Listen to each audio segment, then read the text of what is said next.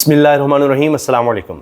जिस तहरीक में अवाम की शमूलियत हो जाए, अवाम जिस तहरीक को ओन कर लें, अपना लें, वो तहरीक कभी नाकाम नहीं होती। ये दुनिया की तारीख है। तहरीक तवील हो सकती है, वक्त लग सकता है, लेकिन तहरीक फिर कामयाब होती ही होती है जब लोग उसमें शामिल हो जाएं। अब इसमें कहा जा रहा है कि जी इमरान खान की रिहाई के लिए तहरीक है, लेकिन बहुत से तज्ज़ियाकारों का ये ख्याल है कि ये सिर्फ इमरान खान की रिहाई की नहीं, ये अवाम की रिहाई की तहरीक है। जो निज़ाम पाकिस्तान में गुज़श्ता 78 साल से राइज है, अशराफिया के निज़ाम, ये उससे आज़ादी की तहरीक है और ये उस तरफ बढ़ेगी। इसका असल जो गोल है, असल मकसद है, ये उसी तरफ जाना है। वरना इमरान खान ने खुद रिहाई के लिए सब कुछ करना होता है तो वो कब का रिहा हो जाता, वो डील ले लेता।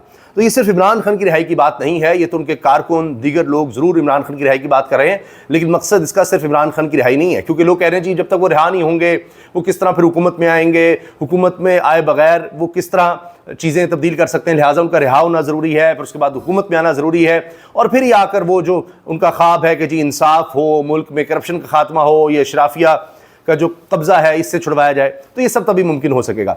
तो ये बातें तो कही जा रही हैं, लेकिन इसमें इमरान खान की रिहाई एक पड़ाव हो सकता है, एक मकसद हो सकता है, लेकिन असल अब लगता है कि अवाम अगर इसमें शामिल होते हैं तो बात फिर आगे बढ़ेगी।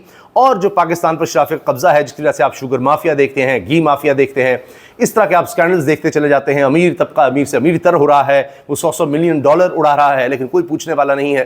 तो यहाँ पर अब तब्दीली, हकीकी तब्दीली यही होगी कि इस तहरीक को आगे बढ़ाया जाए और फिर पाकिस्तान में एक हकीकी आज़ादी या हकीकी जमहूरियत जिसको कहते हैं, अवाम की हुक्मरानी, वो हमें देखने को मिले। अब इस पर तहरीक इंसाफ के जो रहनुमा हैं वो बात कर रहे हैं कि इस बार पूरा मुल्क बंद करेंगे, जब तक इमरान खान की रिहाई नहीं होती हमारा एहतजाज जारी रहेगा। कौमी असम्बली में सूबाई सदर जुनैद अकबर की सरबराही में इजलास के बाद खुर्रम ज़ीशान और इरफान सलीम ने ये बातें मीडिया से की हैं। मैं आपको सुनवाता हूँ कि उन्होंने कहा क्या है इस बारे में इमरान खान की रिहाई के हवाले से। और फिर इसके साथ साथ जुनैद अकबर साहब कहते हैं पाकिस्तान तहरीक इंसाफ के 5 अगस्त के एहतजाज को तहफ़्फ़ुज़ आईन पाकिस्तान लीड करेगी। 5 अगस्त के एहतजाज के हवाले से महमूद खान नचकज़ई फैसले करेंगे। 31 जुलाई को ऑल पार्टी कॉन्फ्रेंस में फैसला किया जाएगा कि एहतजाज कहाँ कहाँ होगा। पाकिस्तान तहरीक इंसाफ का एहतजाज पुरअमन होगा, जुनैद अकबर ने यह कहा है। तो अब सुनिए कि क्या कहा जा रहा है तहरीक इंसाफ की लीडरशिप की तरफ से कि किस तरह से वे तहरीक को आगे ले जाएंगे और क्या उनके प्लान्स हैं।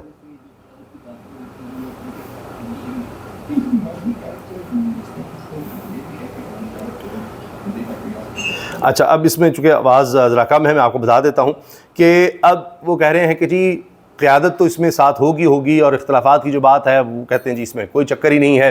इमरान खान की रिहाई के लिए, इस तहरीक की कामयाबी के लिए सब इकट्ठे हैं और महमूद खान नचकज़ई साहब इसको लीड करेंगे, जिस तरह से वो कहेंगे सब उसी तरह से आगे बढ़ेंगे।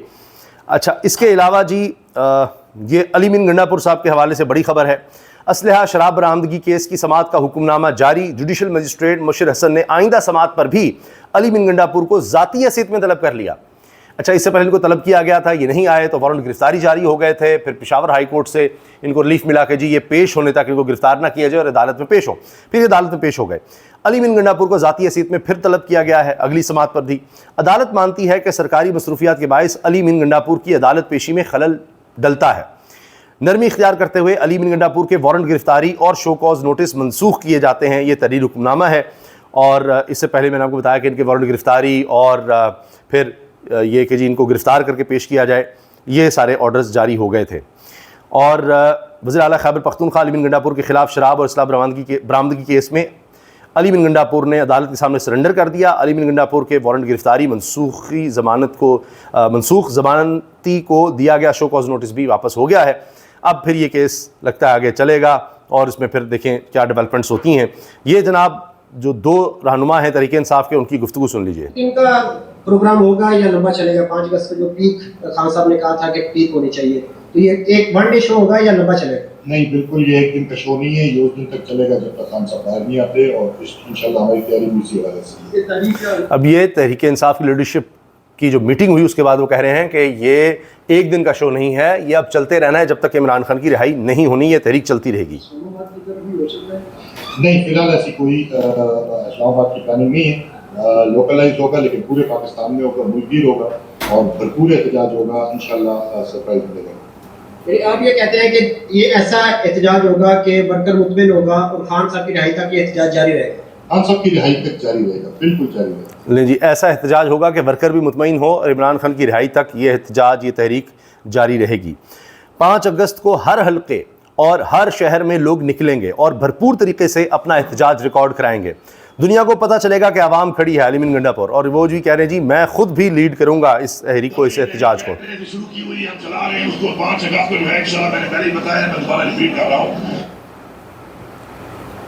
कह रहे हैं कि हमने तहरीक शुरू की है, 5 अगस्त को उसको हमने ऊपर लेकर जाना है और खुद भी लीड कराऊंगा। हर जगह पे लोग निकलेंगे और भरपूर तरीके से रिकॉर्ड करवाएंगे और इंशाल्लाह आप देखेंगे कि कौम को पता चलेगा, दुनिया को पता चलेगा कि वहां खड़ी है, बावजूद इसके कि जब भी हम ऐसा कोई एहतजाज का पुरअमन एहतजाज का ऐलान करते हैं, ये हमारे लोगों को गिरफ्तार करना शुरू कर देते हैं, हमारे लोगों को कमिट करना शुरू कर देते हैं, पेशियां शुरू हो जाती हैं। कह रहे हैं जी बावजूद इसके कि लोग गिरफ्तार होते हैं, उनको अदालतों का सामना करना पड़ता है, उनके लिए मसाइल होते हैं, लेकिन इसके बावजूद लोग निकलेंगे और आप देखेंगे भरपूर तरीके से हम एहतजाज रिकॉर्ड करवाएंगे, सबको नज़र आएगा, शहर शहर लोग निकलेंगे, हर जगह पर आपको नज़र आएगा ये तहरीक भरपूर तरीके से आगे चलाई जा रही है। गंडापुर साहब के हवाले से ये भी खबरें हैं कि जो लोग इस्टेब्लिशमेंट के करीब समझे जाते हैं, नून लीग के करीब समझे जाते हैं, या पीपल्स पार्टी भी कह लें, उनके करीब समझे जाते हैं, वो अब ये खबरें दे रहे हैं कि जी गंडापुर साहब की तो छुट्टी पक्की है, और इसमें कुछ लोग कह रहे हैं जी इस्टेब्लिशमेंट से उनसे काम लेना था, ले लिया, उनको भी अंदाज़ा है कि अब मुझे निकाला जाएगा। आज भी वो कह रहे थे कि जी मैं अब भी इस बात पर कायम हूँ कि सियासी तरीके से, आइनी कानूनी तरीके से हमारी गवर्नमेंट नहीं गिर सकती खैबर पख्तूनख्वा में। गवर्नर राज लगाना है तो शौक़ से लगा लें, कोई मार्शल लगाना है तो शौक़ से लगा लें। अब ये कहा जा रहा है कि जी इनको हटा दिया जाएगा या तहरीक इंसाफ गवर्नमेंट हटा दी जाएगी। पीपल्स पार्टी के गवर्नर फैसल करीम कुंडी कह रहे हैं कि जी बस अब तो हमने अदम एतमाद लेकर आनी है, इसको कामयाब करवाना है, अब ये बात पक्की है। तो रालें तो टपक रही हैं नून लीग की, पीपल्स पार्टी की, हत्ता कि ये भी है कि जमीयत उलमा इस्लाम फजल रहमान साहब भी चाहेंगे कि जनाब इक़्तिदार को मिल जाए, लेकिन जो हालात है खैबर पख्तूनख्वा के वो किस तरह संभाले जाएंगे। मसला असल में ये है, अवाम का रद्द अमल बहुत ज़्यादा खौफनाक होगा।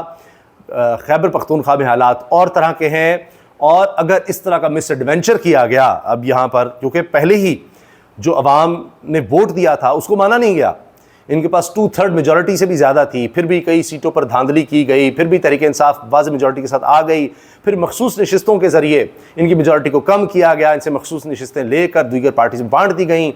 अब लोटाक्रेसी चलाकर इनके लोगों को तोड़कर अगर दूसरे ले जाया जाता है, वो भी अगर मुश्किल लगता है, फिर किसी और तरीके से उनको नाअहल करके वहाँ पर इलेक्शंस करवा कर, तो जाली तौर पर जल इलेक्शंस करवा के नून लीग के दीगर पार्टी के लोगों को लाकर बिठाया जाता है। तो सोचिए कि कितना बड़ा ये एक रिस्क है कि आप पहले ही जो इलाका अमन अमान की सूरत हाल ख़राब दिखा रहा है, वहाँ पर आप इस तरह का एक और मिस एडवेंचर कर दें। पहले ही अवाम की जो हुकूमत है, अवामी वोट है, उसकी आपने अमानत में ख़यानत कर दी। अब मज़ीद आप ये करेंगे और वहाँ पर हालात इस कदर खौफनाक होंगे कि पहले ही आप देख रहे हैं लोगों में कितनी रिएक्शन है, तो मज़ीद बढ़ जाएगा। तो लिहाजा सूरत हाल बड़ी ख़तरनाक हो सकती है। कसूर में भी लोग निकल रहे हैं और ये तरीके इंसाफ के लोग हैं, और कहा जा रहा है कि जी इसमें रैली में बड़ी तादाद में लोग निकले हैं कसूर में भी। तो इसी तहरीक के हवाले से चीज़ें आगे चल रही हैं। बाकी जी पार्लियामेंट की पब्लिक अकाउंट्स कमेटी में शुगर मिल्स मालिकान के नामों की बजाय मिल्स के डायरेक्टर्स के नाम पेश कर दिए गए। आमिर डोगर का आसिफ अली जरदारी के सबसे ज़्यादा चीनी की मिलें होने का दावा, जहांगीर तरीन दूसरे नंबर पर, शरीफ ख़ानदान तीसरे नंबर पर है। यह आमिर डोगर कह रहे हैं तहरीक इंसाफ के। फिर ऑडिटर जनरल के मुताबिक 42 ख़ानदानों ने चीनी एक्सपोर्ट करके 300 अरब रुपए कमाए हैं। ये है जी हाँ अशराफिया का ये मुल्क, और इससे किस तरह से पैसे बनाए गए हैं। ये जो गधे के गोश्त का स्कैंडल चल रहा है, उसमें एक अहम इंकशाफ ये हुआ है कि मेट्रो इस्लामाबाद बीफ बोटी के लेबल वाला पैकेट भी बरामद हुआ है वहाँ के वेयर हाउस से। तो अब ये वहाँ पर सप्लाई किया जा रहा था या वहाँ से कोई पैकेट लाया गया है कि इस तरह के पैकेट हमने बनाकर आगे देने हैं, ये अब तहकीकात होंगी तो ही पता चलेगा, और तहकीकात होनी चाहिए और साफ शफाफ होनी चाहिए। बाकी इस गवर्नमेंट का हाल, इनके लाने वालों का हाल ये है कि सिंध में 3 साल बाद भी इस्लाम मुतासर बुनियादी सहूलियात से महरूम है। जो वादे किए गए थे वो भी नहीं पूरे किए गए। लाहौर से खबर यह है कि मंसूरा के बाहर तसादुम की सूरत हाल रही। लॉन्ग मार्च के शुरुआर पुलिस आमने सामने, मुजाहिरीन की नारेबाजी थी। पंजाब हुकूमत से जमात इस्लामी के जो मुज़ाकरात नाकाम हो गए, ये लोग यहाँ से अब इस्लामाबाद की तरफ मार्च करना चाहते हैं, लॉन्ग मार्च, और हुकूमत इनको रोकने के अहकामात लिए बैठी है। हक़ दो बलूचिस्तान तहरीक के ये शुरका हैं जो आगे बढ़ना चाहते हैं। अभी तक मामला यहीं पर अटका हुआ है और गड़बड़ चल रही है। हुकूमत ये दिखाना चाहती है कि कल को ये ना कहा जाए जी कि जमात इस्लामी या दीगर को आप इजाज़त दे रहे हैं और तहरीक इंसाफ को इजाज़त नहीं है, तो इसलिए वो कहते हैं जी किसी को भी जाने दिया जाए। वहाँ तक जाना है तो सिर्फ हमसे साजबाज करके, या हम ही लोग सिर्फ जा सकते हैं।